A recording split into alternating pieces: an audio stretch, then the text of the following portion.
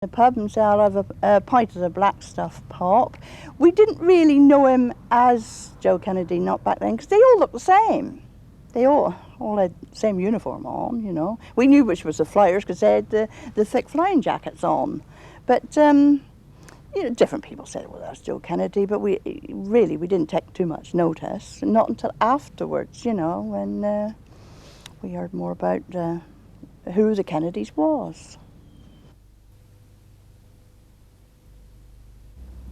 Long-range Liberators are also flown, both by Royal Air Force squadrons and British-based squadrons of the United States Navy Fleet Air Wing 7, which since 1943 have been working with Coastal Command in maintaining anti-U-boat patrols in the Bay of Biscay.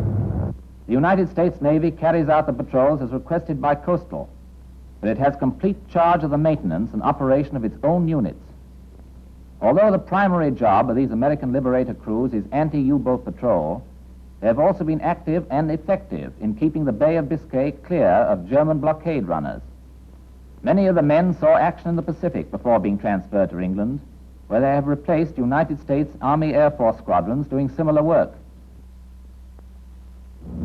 The average cruising speed of the long-range Liberator is 160 miles an hour. Like all coastal aircraft on patrol, it flies long sorties, 10 hours. Other aircraft, the very long-range Liberators and the Sunderland flying boats, stay out even longer, 14 and 15 hours.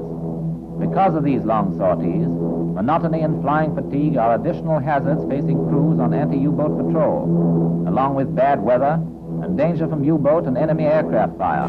The work was very, very tiring. It was broken down into two different types of patrols, either the day patrol, which meant that you got up at 2 in the morning, you were fed a good meal, you went to briefing, and you then were taken to the field, checked out your plane, and you took off at 4 o'clock in the morning, and flew until 4 o'clock in the afternoon, 12 hours. Now, if you flew the night patrol, it was just the reverse. You went off you got fed at 2 o'clock in the afternoon, went off at 4 and flew all night and came in at 4 o'clock in the morning. Being in the wintertime, that made it even worse because with bad weather, I would say perhaps even as much as 40 or 50% of the time when you went out on a mission, you never returned to Dunkerswell. Because the weather was closed in here, we were diverted to another airfield. It could have been anywhere in the southern part of Britain. This is the man, Paul Shark, 41 missions. I met him last night, and he said, oh, it's an honor to meet you. And I thought, geez, all I did was be born Glenn Miller's nephew. This man actually flew 41 missions out over the Bay of Biscay. And he was a radio man, top gunner, and radar. Radar man. Yeah, shh. We're not supposed to talk about the radar. No. only the Germans knew it. We didn't. They knew more about it than what we did. You liked the clouds, though, didn't you? Oh yeah, we could hide in them. You could hide in the clouds. Right. Oh, hiding is a good thing. You bet your life yeah. it is. It's a pleasure to meet you. Well, thank you. This is the man. I was born, but he did it. didn't do too much. We helped. We helped. Yeah, we helped. yeah. Modest and all. Yeah. All us bloody Yanks are wonderful folk. Yeah, we don't like to brag, but we'll talk about it anyway. Next number is the American Navy theme song, Anchors Away. And my dad Herb always dedicated this to the greatest Navy in the world. Yours.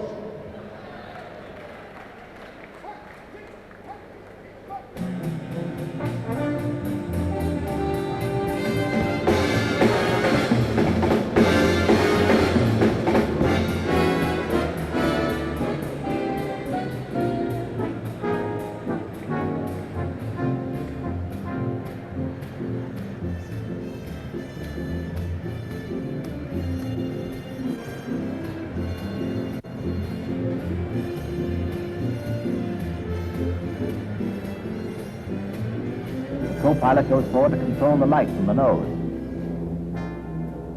The aircraft loses altitude, preparing to attack. The radar operator now homes the pilot directly to the U-boat. Closer. Closer. Stand by. Light on. Depth charges poised.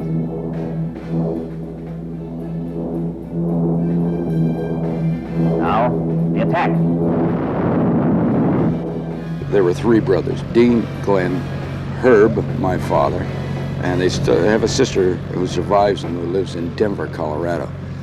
So even though I never met Glenn, he held me once when I was in nappies. He said, "Here, this is your nephew, John." He said, "Wonderful, take him back. He's wet." But he was very patriotic, according to my father, and he wanted to get over and play for the guys. Also, if you look at it in a very hard light, economically, it wasn't a bad thing to do, because he had his pick of any musician in the services, in any service. He could get him transferred out of the Navy, out of the Air Force, into his outfit. And my dad said that he went to the Starlight Roof in New York to see Benny Goodman one night. And Benny came over on a break to the table, and Glenn says, "How are things going?" And Benny says, "Oh, God," he says, "the guys are holding me up for money, and I got this and that." And he says, "They don't want to do this, and it's just getting so expensive." And Glenn smiled and leaned back in his chair and said, "Benny, up at Yale University, I got 53 guys working for $17.50 a week, and I ain't getting no squawks." The real story, if I had the real story, or even a good new theory, I'd write a book and make a little money like everybody else. I don't think it's too far-fetched to think that Glenn got on a plane like a lot of other guys and never got to where he was going. It's not beyond reason.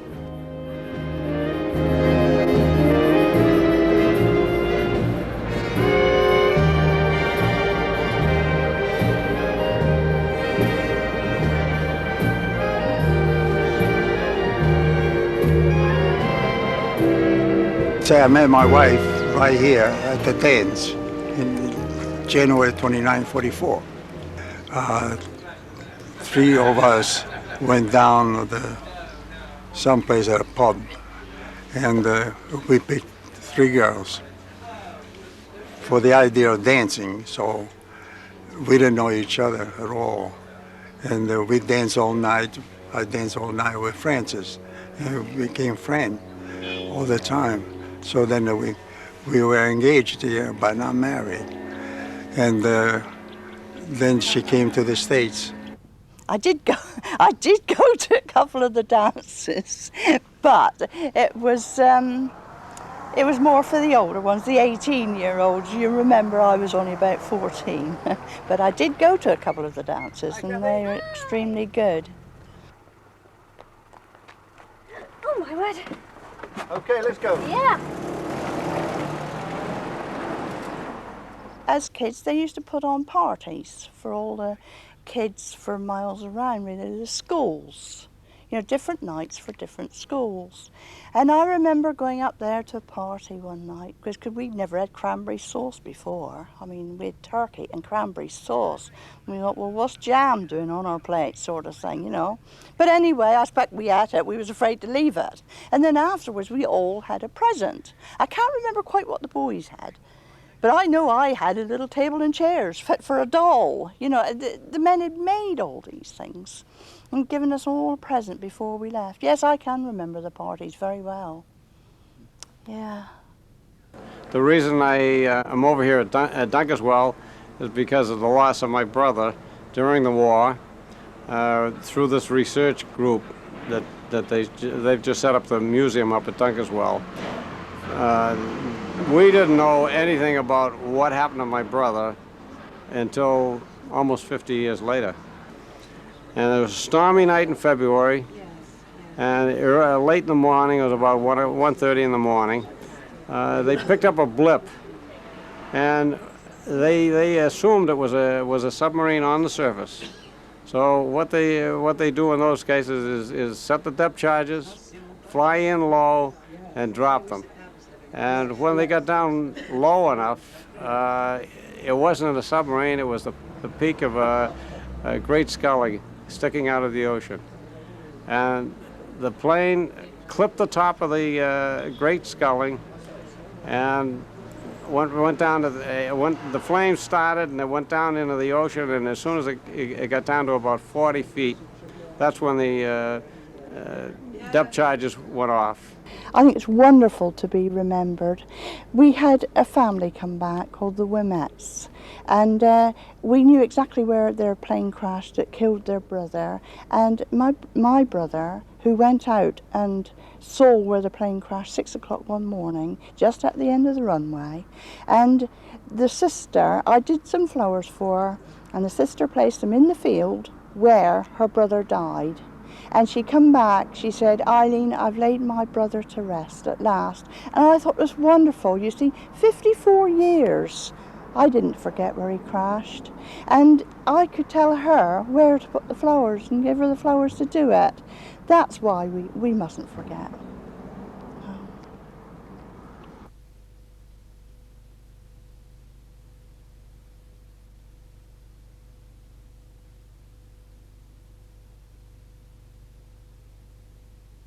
Each person here has a special person to remember. There are lots and lots of names. As you know, 183 died from here. There are direct next of kin, the Davison family, and the family of Lawrence Wimett, and also to be remembered amongst many, many others are the family of Lieutenant Hillman. That was an air crash that happened just over here, a couple of miles away.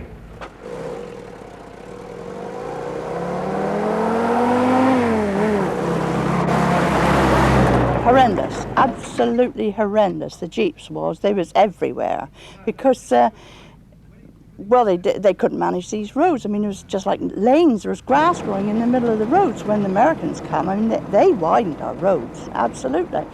But the jeeps was always ending up in the garden, especially down at Garden Cottage. There's a bit of a bend down there, and they just go a bit too fast.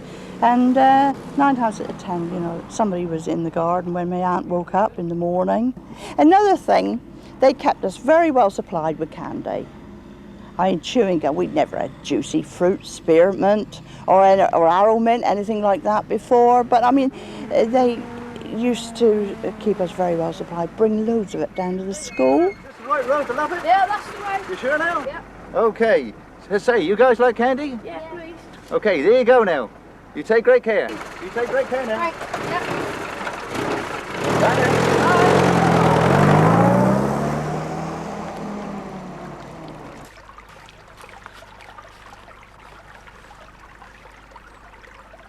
And then again, living down the pub, you see, we always got a fair amount of big tins of fruit and spam, corned beef, you name it, you know, we had it. I always remember I was out walking up Manley's Lane one day, and I found a £7 tin of spam in a rabbit hole. Well, of course, I didn't leave it there, did I? I took it home. Well, I don't recall a bar on the base, but when they brought the girls in the Royal Air Force in, that created quite a situation.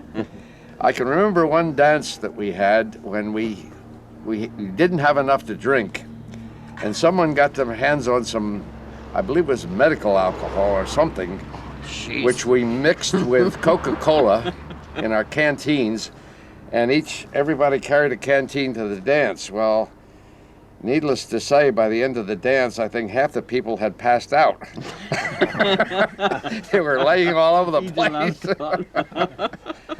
It was a rather wild affair, and I can distinctly remember escorting one of these girls back to her barracks. And I got exactly as far as a rather rough-looking guard who asked me, "Where are you going?" And I said, "I'm taking this young lady home." He says, "No, you're not."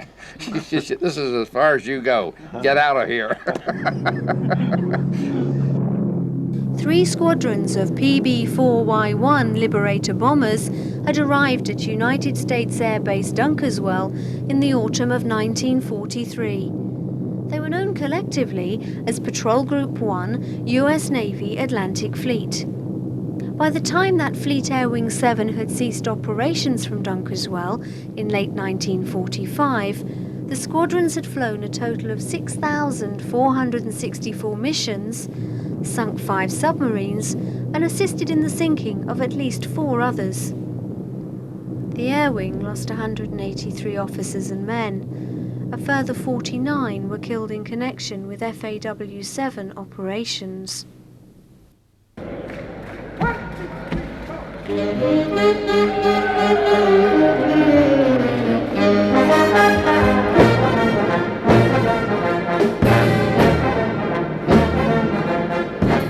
Last chance! Big jam!